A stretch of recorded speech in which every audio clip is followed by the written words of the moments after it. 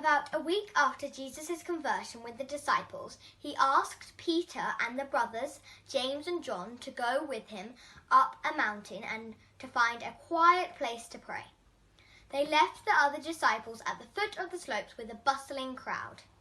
The four friends reached a peaceful spot and settled down to pray. Peter, James and John were so wrapped up in their prayers that they had no sense of time passing. It could have been minutes or it could have been hours. As Jesus prayed, his face turned towards heaven. He was utterly motionless, like a living, breathing statue. When the 3 disciples had finished praying, they turned to watch Jesus, not daring to move or speak. They waited, and still Jesus went on praying. After a while, Peter, James and John felt as if they were sinking into a trance themselves. Then something seemed to stir them. Jesus' face began to shine with an inner glow.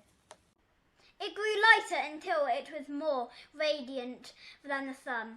His robes began to glisten and gleam, brighter and brighter until they were a dazzling white. While Peter, James and John shielded themselves from the glare, 2 other glimmering figures appeared. Jesus opened his eyes and stood to talk to them. To the 3 disciples' astonishment, they realized the heavenly newcomers were Moses and Elijah, the mighty lawgiver who received the 10 commandments from God, and the greatest of the prophets who was caught up in the whirlwind into heaven. They heard them discussing with Jesus the terrible trials he was to face in Jerusalem, what he was going to suffer, and the way he was going to die. As Peter, James and John watched and listened, totally transfixed, they saw the great prophets, Moses and Elijah, start to move away. Master, Peter cried out urgently, not wanting the wonderful vision to end. It is wonderful that we are here. Allow us to make 3 shrines, one for you, one for Moses, and one for Elijah. As he was speaking, a cloud surged above them, blotting out the luminous skies and throwing darkness over the ground. A voice boomed down from heaven saying, "This is my son, my chosen one. Listen to him." At the sound of the almighty voice, the 3 disciples fell on their faces in terror. When it had finished speaking, they felt the cloud's shadow lifting from over them. They felt Jesus' gentle touch upon them and heard his familiar voice saying, "Get up, don't be afraid." When Peter, James and John looked up, Jesus was alone, just a seemingly ordinary man as before. As the 3 stunned disciples followed their master down the mountain, Jesus told them not to tell anyone at all what they had seen and heard, not until he had risen from the dead. Peter, James and John were bewildered. There were so many things that the 3 of them didn't understand. "What do you mean you will rise from the dead?" they asked Jesus.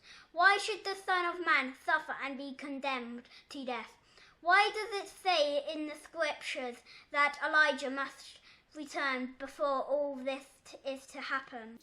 Elijah's return is to prepare the way for the second Son of Man, and in fact he already been here, Jesus explains, but the people did not recognize him.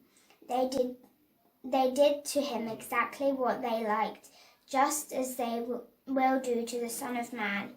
At least the 3 apostles realized with a shiver that Jesus was speaking of John the Baptist. Jesus, Peter, James and John came down from the mountain to find a noisy crowd surrounding the disciples who had remained at the foot of the slope. Their companions hurried to find out what was going on.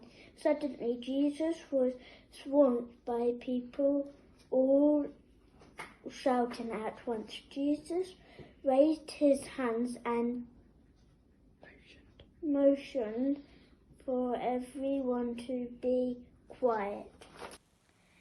Then he spoke. Will someone please tell me what he was squabbling about with my disciples? An anxious-looking man immediately stepped forward. Teacher, I came with my son to find you. He's ill. It's as if there's an evil spirit in him, which suddenly throws him on the ground. I asked your disciples to cast out the evil spirit from my son, but they couldn't. Jesus looked around at the 9 puzzled disciples. Thanks to Jesus' gift of healing powers, they had been able to perform many miraculous cures on their own.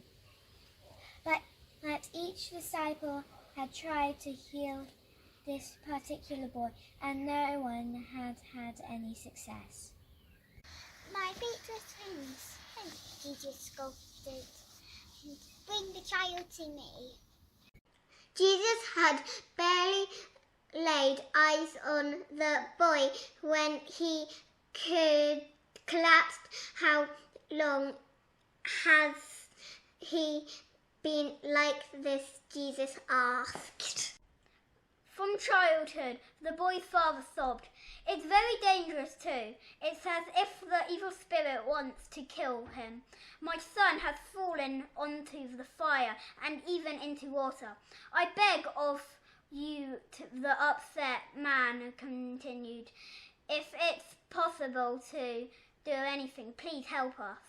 My friend, Jesus replied, anything is possible if you only have faith. The father's eyes lit up with hope. I believe you can help my unbelief, he cried. Jesus turned to the writhing body of the boy. Spirit, I command you to come out of him. Immediately the boy began to thrash more violently than ever. His arms flailed and his legs shuddered. The onlookers gasped as the boy gave a final groan and collapsed into a crumpled heap. He looks as though he's dead, someone muttered. Everyone fell silent as Jesus stepped closer. He bent down and took the boy's hand in his own. At once the child's fingers quivered. They tightened around Jesus' grasp. Finally he opened his eyes and Jesus helped the dazed child to stand up. While the crowds were still with them, the disciples said nothing to Jesus about the healing. But as soon as they were on their own, they asked Jesus why he could cure the boy when they couldn't. It's because you have so little faith, Jesus explained.